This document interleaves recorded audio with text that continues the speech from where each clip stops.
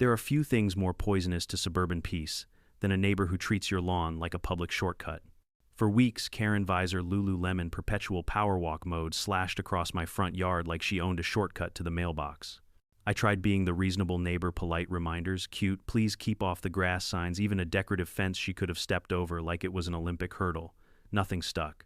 So when patience ran out and my pansies became sacrificial offerings, I cooked up a plan that was equal parts petty and theatrical harmless powder mines, hidden beneath the sod, timed to explode in neon humiliation, the moment an entitled foot pressed down.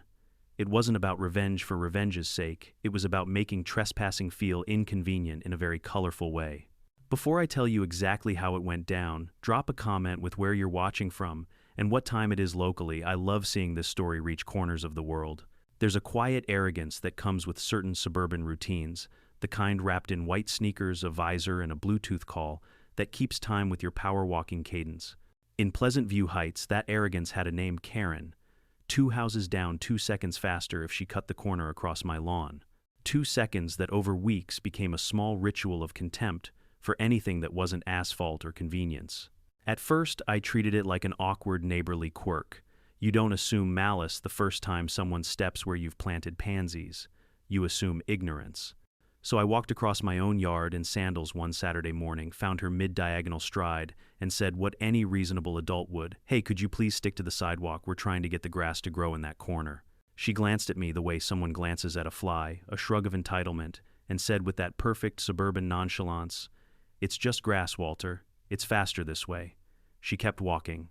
The pansies flattened like tiny surrender flags. You try politeness. You try signage. I bought one of those cute wooden "please keep off the grass" stakes with a smiling gnome on it and planted it right where her well-worn shortcut cut a diagonal through my lawn. The next morning, the sign was gone. Not thrown into a ditch, not broken, gone. I saw it later face down under a mound of yard waste in her bin. Coincidence? Not really. So I went a step more: absurd, low decorative wire fencing, about a foot high, nothing ostentatious, more garden trim than barricade. The first time she approached it, she paused like a cat sizing up a jump, then lifted one perfectly sculpted Lululemon-clad leg over the wire, stepping delicately between the surviving pansies and continuing on her merry way. She didn't break stride. The fence became, if anything, an Olympic prop. By then, the irritation had metastasized into obsession. Each fresh tread across my fescue felt like a deliberate message: my space, your convenience. I took the sensible route next and involved the HOA. Pleasant View Heights Association, an organization whose bylaws read like a prayer for neighborhood harmony and whose real talent was producing the exact same form letter in triplicate. "Dear Mr. Collins," the letter read. "Yes, my last name is Collins. Thank you for bringing your concerns to our attention. The association encourages neighborly communication to resolve property line disputes. While we remind all residents to respect private property, the association does not actively police pedestrian pathways unless significant property damage is documented. We suggest discussing the matter further with your neighbor." The formality of the phrasing suggested both training and placation and an enthusiasm for deflection. Discuss it further. I'd rather discuss meteorology with my microwave. Curiosity devolved into a flirtation with escalation. I called the non-emergency police line to ask about trespass. The dispatcher was patient and annoyingly correct. "Sir, unless she refuses to leave after being asked, or there's property damage or a no trespassing order in place, it's generally a civil matter. We can't station an officer to watch your lawn." The law lived in a different register than moral protest. Trespass in many jurisdictions is indeed a tricky business. You generally need permission withdrawn and refusal to leave, or explicit signage in some municipal codes.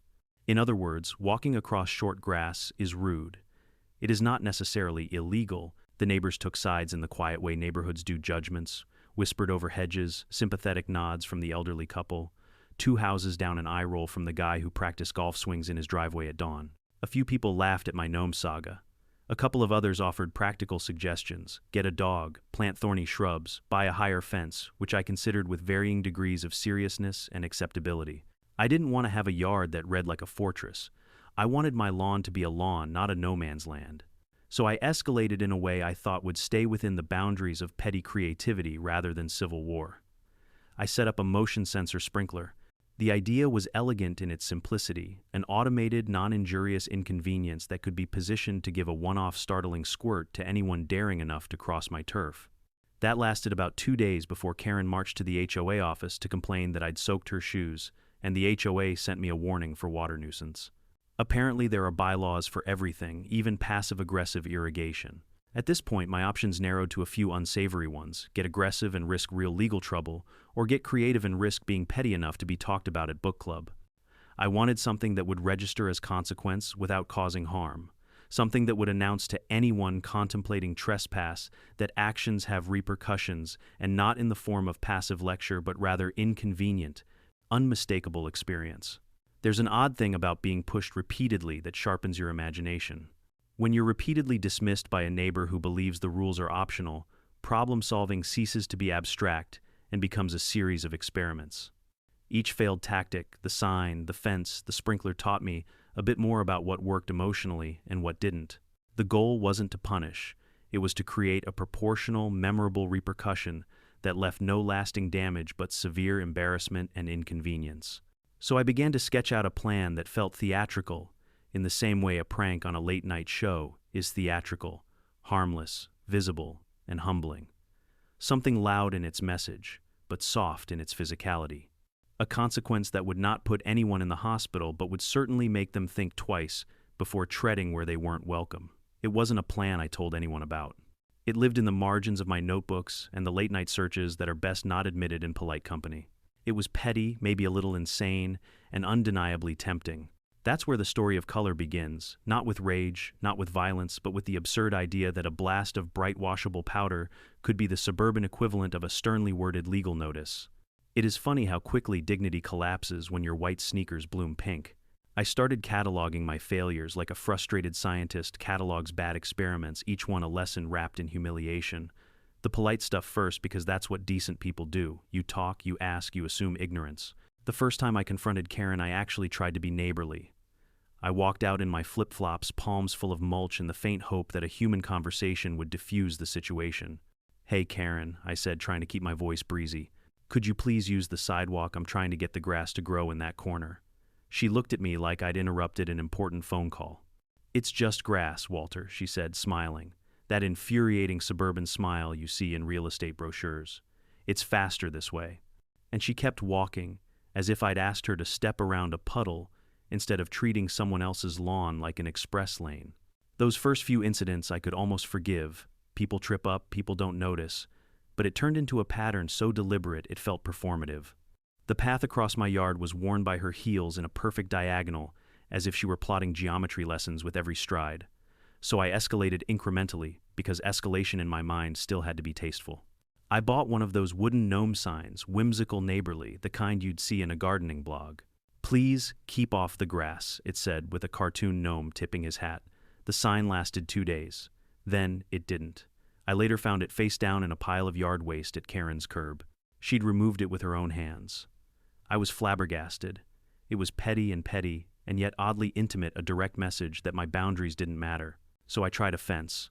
Not a full fence, not anything that would require a permit, just a low decorative border wire with little curves a foot high. It was a ridiculous, almost comical barrier, the suburban equivalent of a "do not cross" tape at a kid's birthday party. I imagined her doing the walk of shame around it, a tiny, dignified detour. What happened instead was like a scene from a lifestyle magazine where athletic casual wear meets suburban rebellion. She paused, assessed, then gracefully lifted a Lululemon-clad leg over the wire and stepped between my pansies as if performing some perfectly rehearsed leap. She didn't even look like she'd broken a sweat. The fence became a prop in her morning routine. Those two humiliations, the stolen gnome and the gymnastic leap, began to tweak something in me. The neighborhood effect set in gossip, raised eyebrows, a few sympathetic glances from the retired couple down the street who liked to water their hostas at dusk. People started offering suggestions between sips of coffee and over hedges. "Get a dog," someone said, with the authority of someone who'd never owned a dog. "Plant thorny shrubs," another offered, imagining a Gothic border of barbs. "Higher fence," said the man who apparently thought zoning permits were mere suggestions. Each solution, when you looked at it, introduced new complications. HOA rules about fence heights, potential fines for aggressive landscaping, the moral question of weaponizing plants. I even entertained the idea of a large dog. My friend Dave, who bless him, believed that all neighbor problems could be solved by either a big grin or a big animal, suggested a mastiff with a liking for boundary patrol. But the HOA has opinions, and those opinions frequently translate to penalties. In our little association's covenants, there was a clause about reasonable and non-intimidating pet keeping.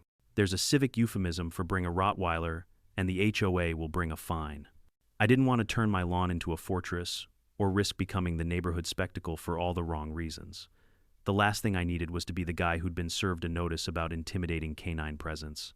So I pivoted to non-confrontational deterrence. Motion-activated sprinklers seemed like a good compromise, startling but non-harmful, public enough to register as consequence without involving law enforcement.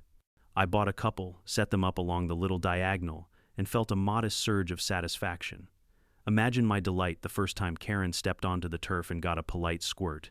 I half expected her to make a theatrical gasp and then march off, soaked and shamefaced. Instead, she stormed to the HOA office with that mix of righteous indignation and the ability to dial numbers with a fury I can only describe as preternatural. The HOA replied within 48 hours with a gentle bureaucratic scolding. "Please avoid actions that cause nuisance to neighboring properties," they wrote. The letter was odd. Who exactly was being inconvenienced? The soaked trespasser or the lawn owner who'd been repeatedly walked on? But the HOA cited water usage and nuisance complaints, and suddenly I had a warning on my account about improper use of irrigation to disturb other residents.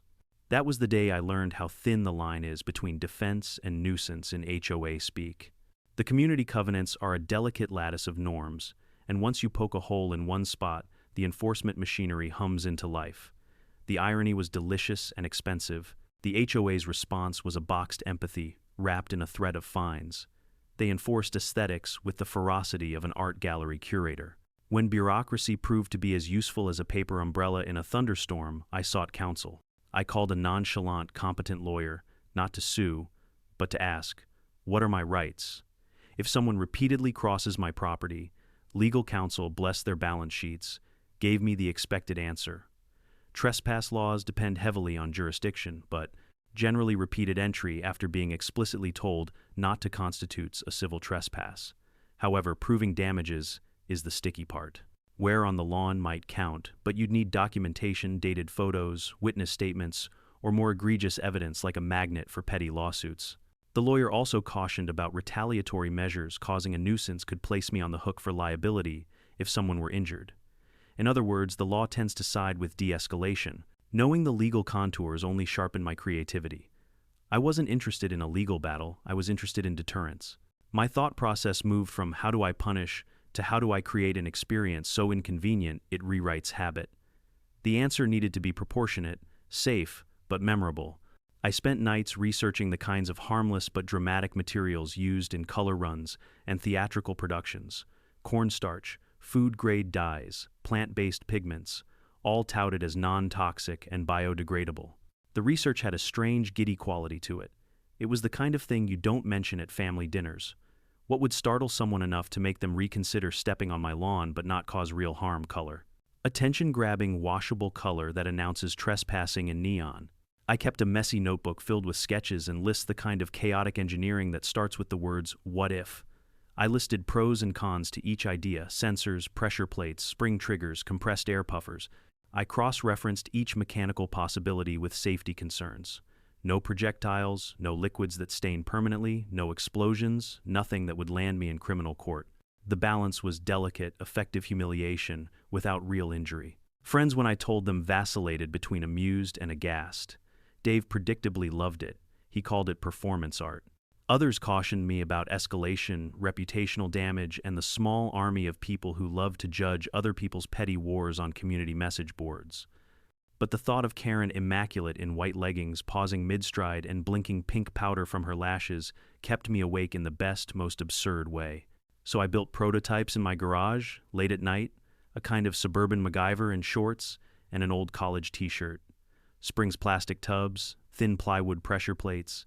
I tested release mechanisms in empty parking lots and on inert grass, measuring puff heights and dispersal patterns, making sure the clouds would be dramatic but localized. Each successful test gave me a private thrill. Each failure taught me refinement. The goal wasn't to humiliate gratuitously. It was to shift behavior using the language of embarrassment rather than the blunt instrument of force.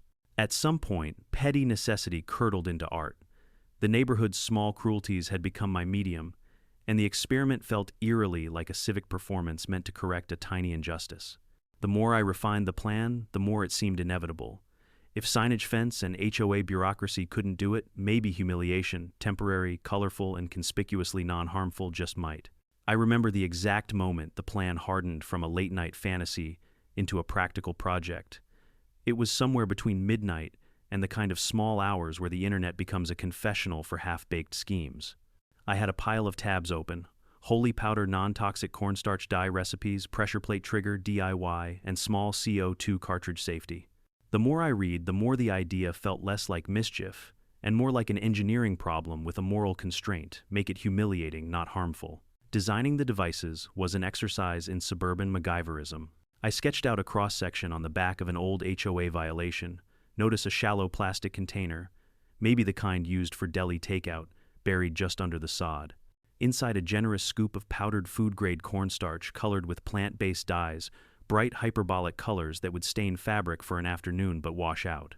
On top of that, a thin pressure plate, a little square of plywood or hard plastic, balanced so that a normal step would depress it. The trigger itself could be as simple as a spring-loaded striker, or for a cleaner puff, a tiny CO2 cartridge punctured by a pin when the pressure plate collapsed, releasing a controlled burst of air that would force the powder up into the lower leg area. No projectiles, no shrapnel, no liquids that would permanently ruin clothing, just a puff of theatrical color. Safety was my first and last caveat. If anyone got hurt because I wanted to win a petty turf war, there would be no winning. I rechecked sources. The cornstarch formulations used in color runs are widely advertised as non-toxic and biodegradable. CO2 cartridges are common, small, and used in paintball and bike pumps. If handled properly, they pose low risk. Still, I educated myself on accidental inhalation risks and made sure the powder would be coarse enough to avoid fine particulates that could be inhaled deeply. I cross-referenced municipal codes for airborne particulate matter and read city environmental guidelines until I was convinced that a handful of non-toxic powder used in a localized puff was unlikely to trigger a pollution complaint, though. I knew the HOA would find a way to complain about anything. As for the mechanics, it took a couple of evenings in my garage. I scavenged springs from old toys, bought thin plywood sheets and plastic tubs, and ordered bulk packs of those neon powders marketed for color runs. I experimented with template pressure plates, adjusting the tension so an adult footstep of average weight would trigger, but a passing breeze or small animal would not. I tested different cartridge release angles to keep the powder plume directed upward and inward. The goal was an unmistakable cloud around a person's lower leg, not a lawn-wide dust storm. I wasn't stupid about the optics. The last thing I needed was to be the guy caught on neighborhood cameras fiddling with holes in his lawn wearing a headlamp. That's where Mudslide Mike came in. Mike was a landscaper who worked down the block, the sort of blunt, weathered character who smelled of diesel and had a friendly, practical face. He knew soil like other people know their mother tongues. He'd been doing odd jobs for neighbors for years, turning yards into magazine-ready plots and coming with a cautionary tale or two about HOA inspections. When I approached him, I framed the request as gardening maintenance with plausible deniability. "Hey, Mike," I said casually as he rolled his wheelbarrow past my driveway one afternoon. "You got a minute? I'm thinking of aerating that narrow strip that keeps compaction from my path.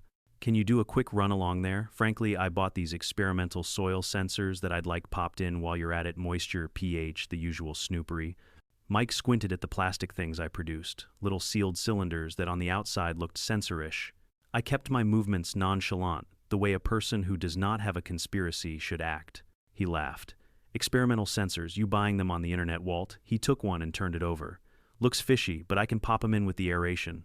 Less work than explaining to Brenda at the HOA why your grass is half up." He never asked too many questions. That was part of Mike's virtue or his flaw. Contractors often prefer plausible work that pays the bills without getting into neighborly drama. I handed him cash in a small envelope because I knew apologies come cheaper than lawyers, and because I was afraid the sanitized language of censors would fall apart under interrogation. He nodded, took the envelope with a grunt, and assured me he'd be by the next day to run his aerator along the strip. That night I prepared the devices.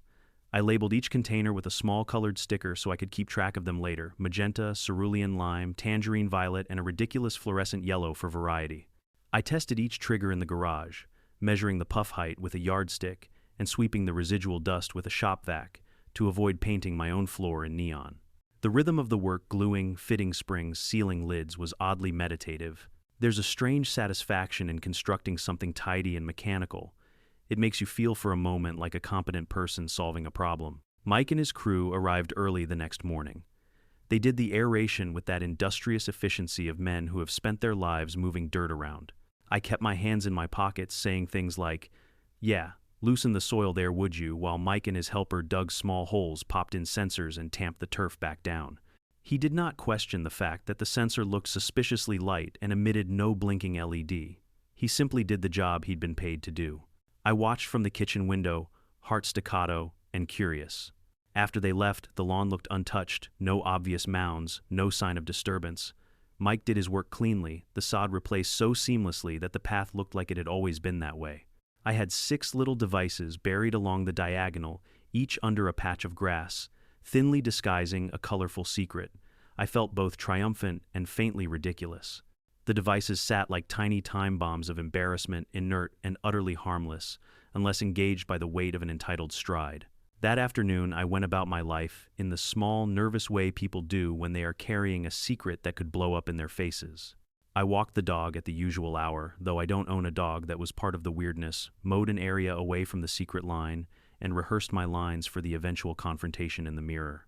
I told myself I was doing a civic service, deterring trespass, protecting my pansies, enforcing boundaries that polite society apparently no longer respects. And then I waited.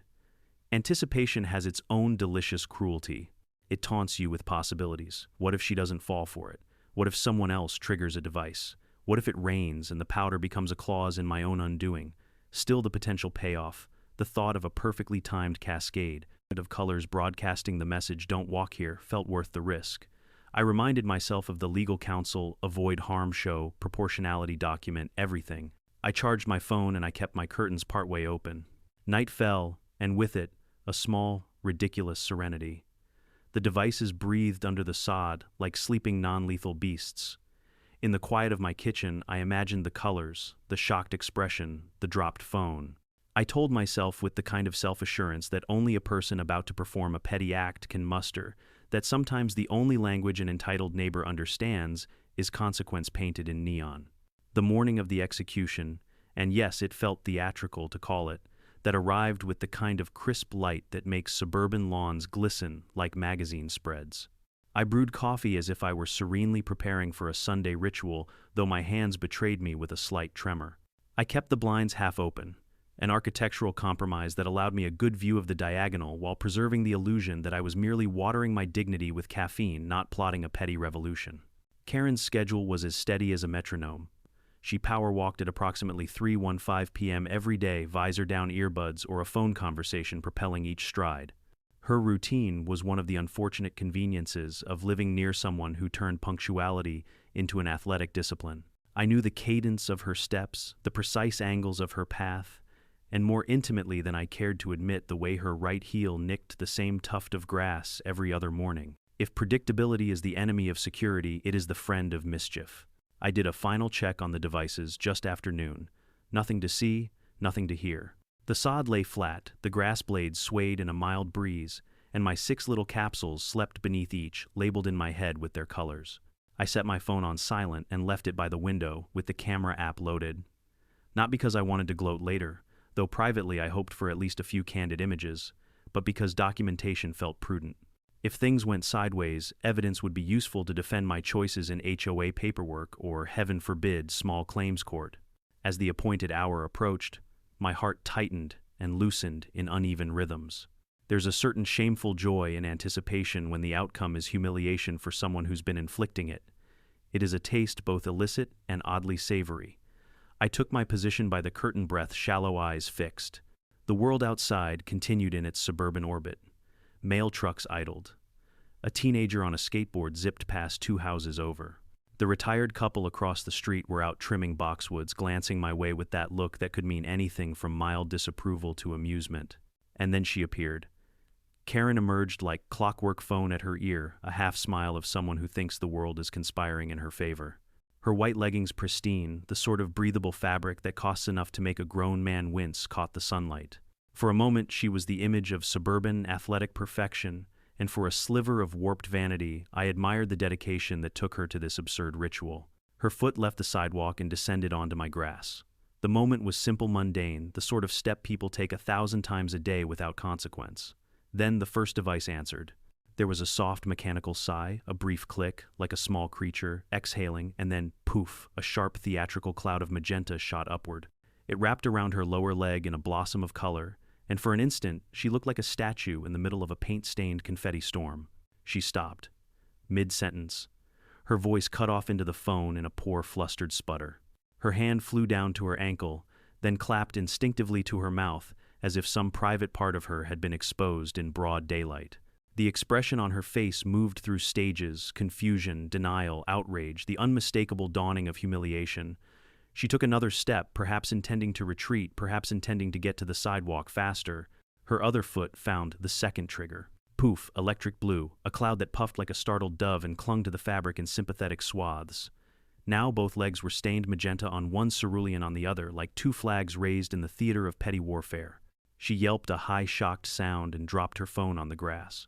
The phone skidded and clattered as if the universe had finally decided to introduce props to my little scene. And there it was, the private triumph I'd rehearsed alone in my kitchen, now unfolding in luminous absurdity. The third device tripped when she stepped sideways in panic, a lime green plume that added a third stripe to her accidental palette. Her hair was still immaculate, but strips of color dusted her eyelashes and the rim of her visor. For a moment, she looked like a Jackson Pollock reject who'd accidentally stumbled into Sunday brunch. She spun around and looked up at my window, eyes wide and furious. For the first time, she was no longer a blur across the grass. She was a target of my laughter, my experiment, my revenge. I did stupidly let out a small, involuntary chuckle. It escaped me like steam from a kettle, and the look she gave me made me feel both like a victorious general and a man who'd just been caught sneaking cookies. Her expression metastasized instantly into righteous fury. Powdered fingers pointed at my house as if accusing me in the court of weather. "Walter," she shrieked, and the sound carried down the street with that dramatic cadence of someone who believes the gods of outrage have chosen them as a vessel. She stomped toward the porch each step, leaving little rainbow puffs like footsteps from some prankster fairy tale. Neighbors peeked over hedges. The man across the street stopped mid-weed. Someone in a passing pickup slowed, craned his neck, and then kept going, likely assuming it was one of those suburban dramas that makes for good coffee talk later. By the time she reached my front steps, the spectacle had acquired witnesses. I opened the door on purpose, put on my most innocent face, and said the thing I had practiced earlier. "Good heavens, what happened? Did you get into a fight with a rainbow?" My tone was equal parts concern and mischief, a verbal shrug that said, "I am sorry you are embarrassed, but objectively, this is astonishing." She pointed at me like a thunderbolt. "You did this," she accused, bright neon dust flecking her teeth. "You booby-trapped your lawn. You attacked me." Her voice quivered with an outrage practiced by phone calls and HOA reports. The street seemed to tilt toward her, ready to supply the gallows if necessary. Her phone, which she'd scooped back up like a talisman, blinked with missed calls. I tried the performance of baffled innocence because I had invested in the role. "Me," I said, palms raised. "Karen lawns don't attack. You must have run through someone else's color run," or I offered my best blank expression, the kind politicians try to wear when they want to both deny and deflect. The absurdity of the situation made it hard to be entirely convincing, but I'd hoped the kettle had already boiled, and it was time for her to taste the steam. She was not placated. She stamped and shouted and threatened to call the HOA, the police, perhaps even the environmental agency, as if neon cornstarch were a weapon of mass contamination. Her breath came hard. Her neighbors glanced at me with expressions that read like scanned headlines, some amused, some horrified, a handful pleased that the invader had been humiliated at last. Within minutes, the street filled with a buzz. People whispered phones were up, and for perhaps the first time since this little war began, Karen's shortcut had become a spectacle rather than a convenience. She stomped back to her house, leaving a trail of magenta and blue footprints behind her, and I stood for a moment on my stoop and watched the rainbow fade into the fabric of the neighborhood. The chest-tightening joy I felt was immediate and complicated.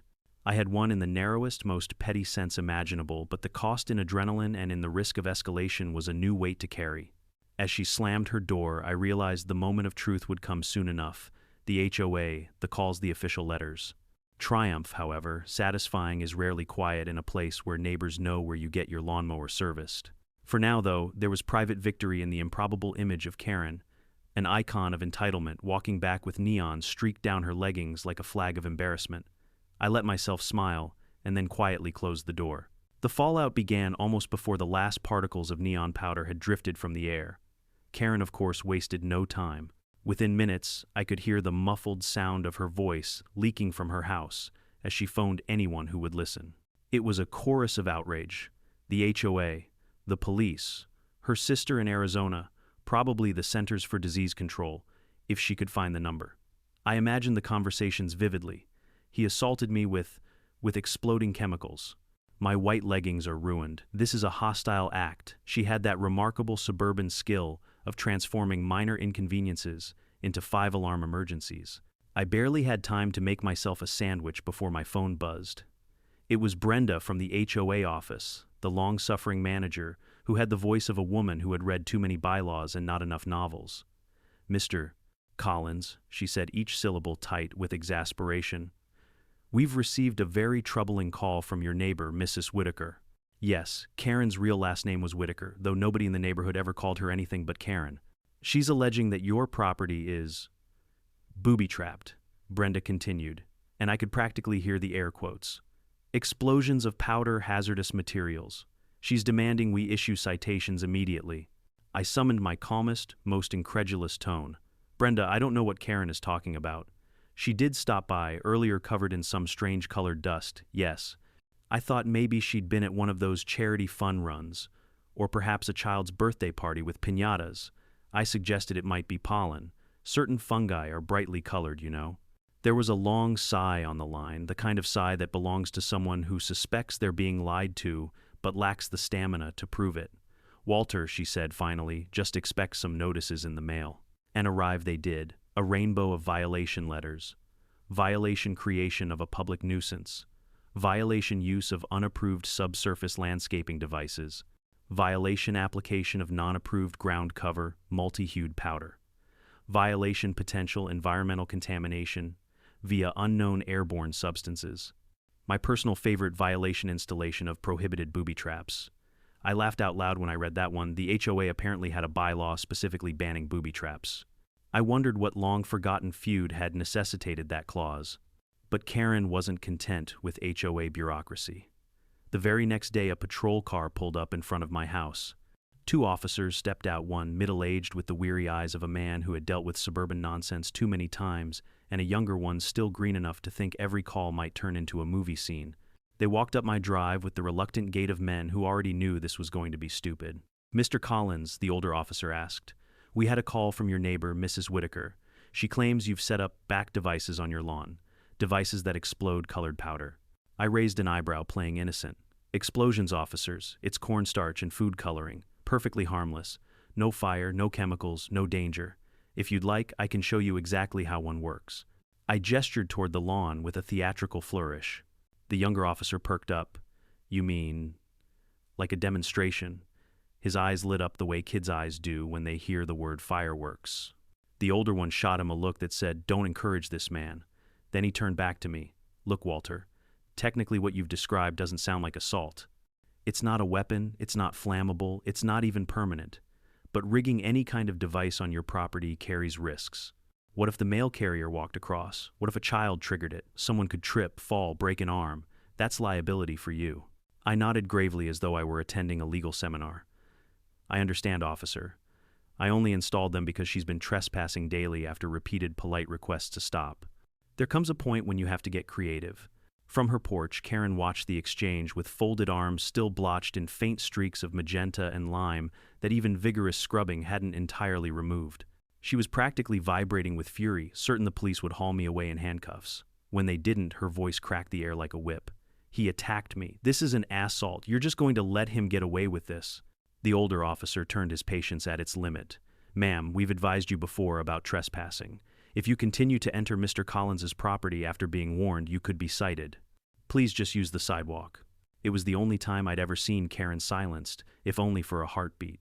She sputtered, opened her mouth, then shut it again, retreating into her house like a dragon denied its flame. The police left me with a warning about liability, but no charges. Karen was left with nothing but indignation, but the story was far from over. Word spread through the neighborhood faster than pollen in spring. Children whispered about the exploding rainbow lawn. Teenagers dared each other to sprint across like running some suburban gauntlet. Parents clucked in disapproval while secretly fighting smirks. Even the HOA board members I suspected were privately amused, though they'd never admit it. But Karen wasn't done. She sent a letter through a lawyer, demanding compensation for emotional distress, property damage to clothing and footwear, and humiliation in front of peers. My own lawyer, a pragmatic woman with a taste for irony, drafted a response, pointing out her repeated trespass, citing local civil statutes, and suggesting she purchase washable sneakers. The whole ordeal began to feel less like a neighborly dispute and more like a low-budget courtroom drama played out on manicured lawns. The HOA kept piling fines onto my account. Karen paraded her stained leggings at every possible social gathering, holding them up like bloody evidence at a crime scene.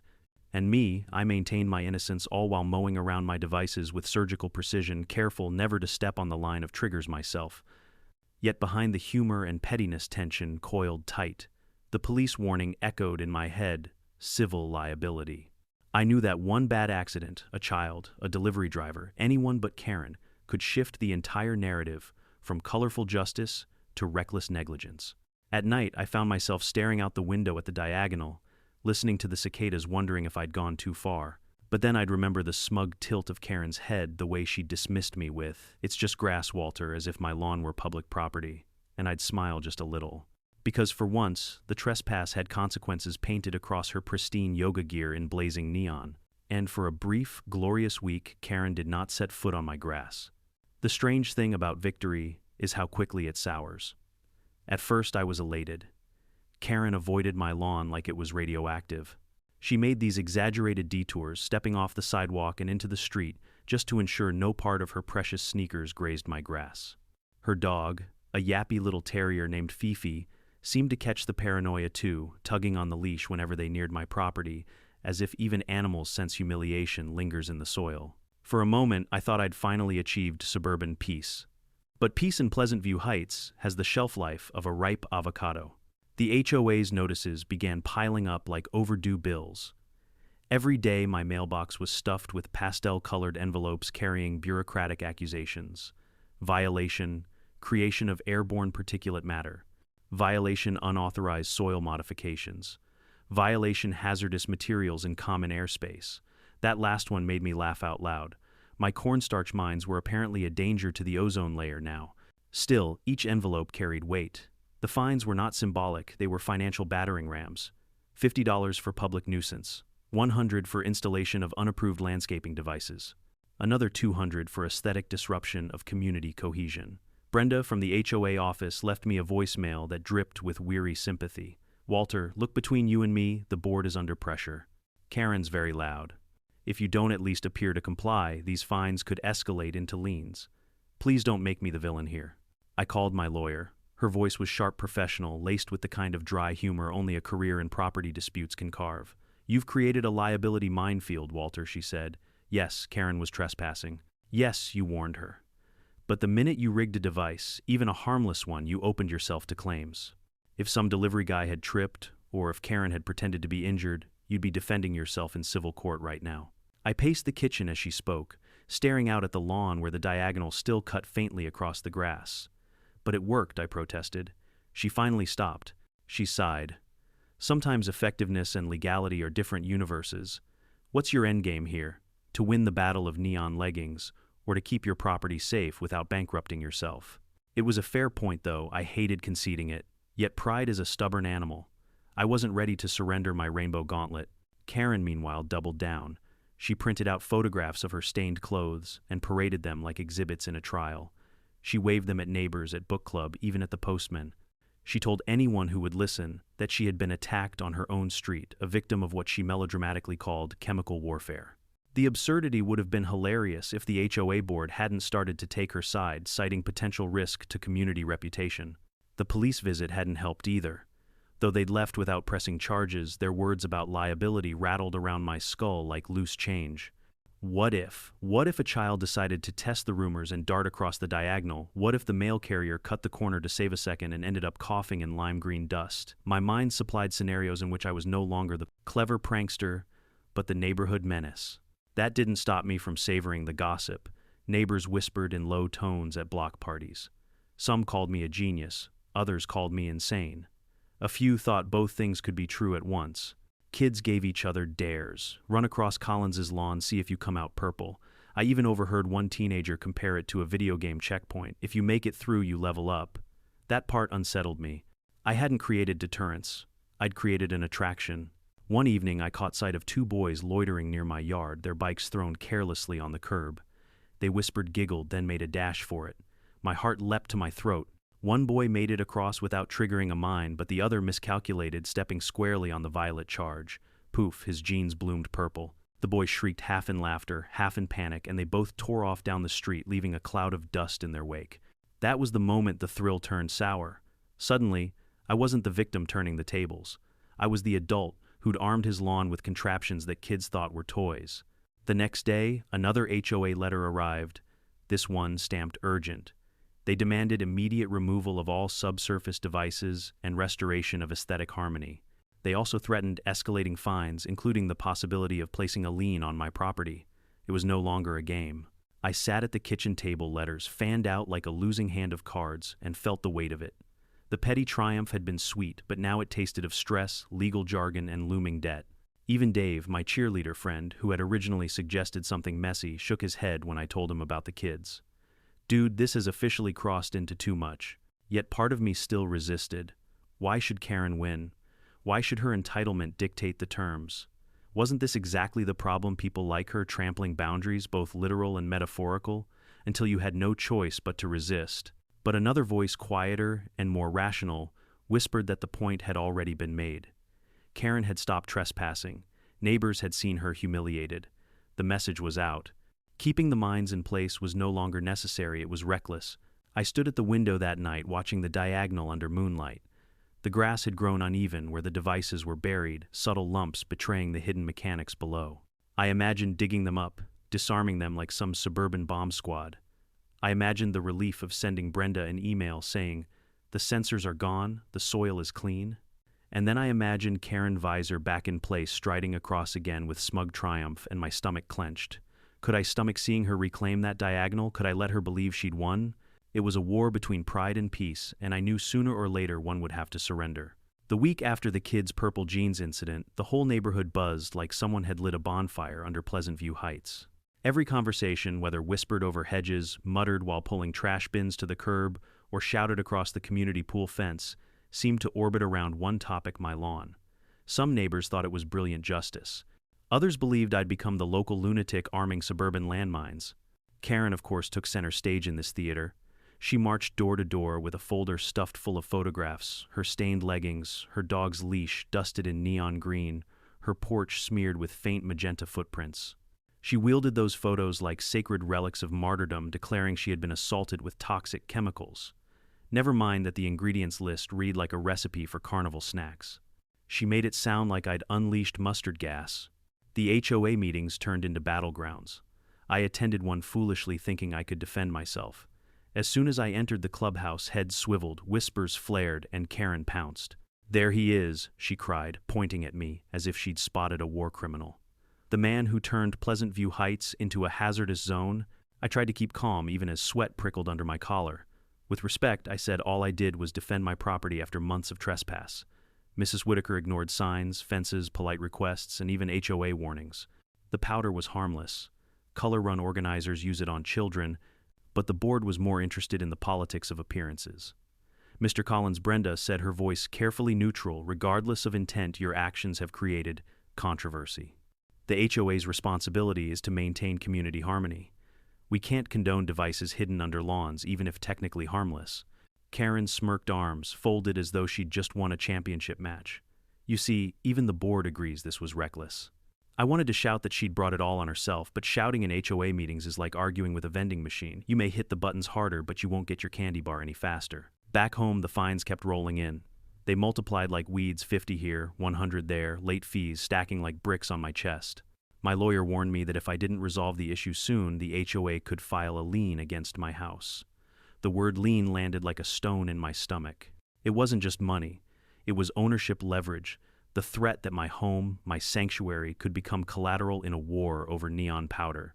Meanwhile, the neighborhood kids continued their dares. They turned my lawn into an obstacle course, a suburban legend. I spotted chalk markings on the sidewalk, danger color zone. At night, I heard giggles outside my window, followed by muffled poofs of powder. It was only a matter of time before a parent complained not about Karen, but about me. The stress grew heavier by the day. Mowing the grass became a minefield, literally. I tiptoed around the buried devices, terrified of setting one off myself. Even watering felt dangerous. One wrong step and I'd be coated in my own rainbow justice. My chest tightened every time the mail carrier walked too close to the diagonal. I caught myself praying he'd stick to the sidewalk as though divine intervention should be dispatched for mail delivery. I tried reasoning with Karen one last time. I caught her on the street visor gleaming, still striding like a general. "Karen," I said, forcing civility into my voice, "let's be adults. If you stop trespassing, I'll dismantle the devices. We can both move on." She barked out a laugh sharp enough to cut glass. "You dismantle them or I'll have the HOA bankrupt you. Either way, Walter, you lose." The smugness in her tone nearly pushed me over the edge. For a moment I pictured doubling down more devices, brighter powder, maybe even motion sensors that played circus music. But the rational part of me, the part my lawyer had carefully nurtured, reminded me that escalation would only lead to disaster. That night, lying awake, I thought about all the absurdity. My entire summer had been consumed by a footpath. Neighbors now defined me not as Walter Collins' homeowner, but as the guy with the exploding lawn. I hadn't created peace. I'd created spectacle. And spectacle, unlike grass, does not fade quietly. The pressure became unbearable when I received a certified letter from the City Code Enforcement Office. They'd been contacted about potential interference with underground utilities. The idea that my tiny powder containers could threaten gas lines was ludicrous, but bureaucracies thrive on ludicrous. The letter demanded either proof of compliance or removal of subsurface alterations. Failure to comply could lead to fines far greater than the HOA's municipal fines, the kind that stack into thousands. I sat at my kitchen table staring at the letter while the pile of HOA violations loomed like a neon mountain. My chest felt hollow. Was this what victory looked like? Karen still strutted around the neighborhood, brandishing photos of her humiliation like trophies. The HOA treated me like a delinquent. The city was now sniffing around. And my lawn, once a quiet patch of green, had become a stage for gossip, laughter, and potential lawsuits. It was clear the war had to end.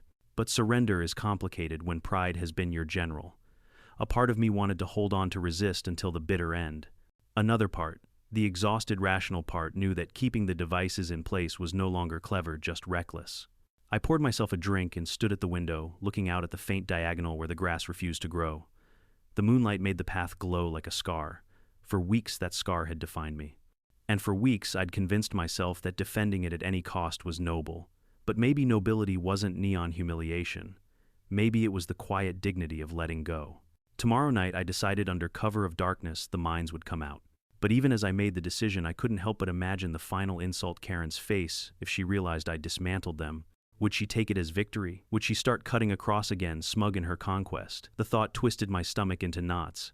Because if she did, I knew I might just lose my mind all over again. For now, though, I whispered to the night, "It's time." And in the silence, my lawn seemed to breathe a sigh of relief. The decision to dismantle the mines came easier in theory than in practice. On paper, it was simple: sneak outside, under cover of night, dig up each device, empty the powder into trash bags, patch the grass, and pretend none of it ever happened. In reality, the act felt like burying a piece of myself, or rather unburying the petty brilliance that had given me my brief moment of glory. Still, the choice was made.